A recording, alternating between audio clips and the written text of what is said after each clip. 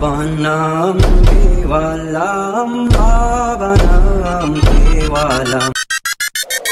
Nakamit ng Gilas Pilipinas ang gintong medalya sa men's basketball finals ng Asian Games. Hinahangaan ngayon ang isang Aita sa Florida Blanca sa Pampanga. Siya ang unang Aita na nakapasa sa Criminology Board Examination. Binigyan ng parangal ng De La Salle College of St. Benilde ang Pinay Olympic gold medalist na si Heidelin Diaz bilang pagkilala sa naiuwi niyang tagumpay para sa bansa nitong 2020 Tokyo Olympics. May bago pong international nomination ng Pinoy pop group na SB19. Kabilang po ang SB19 sa mga nominees sa Best Southeast Asian Act category.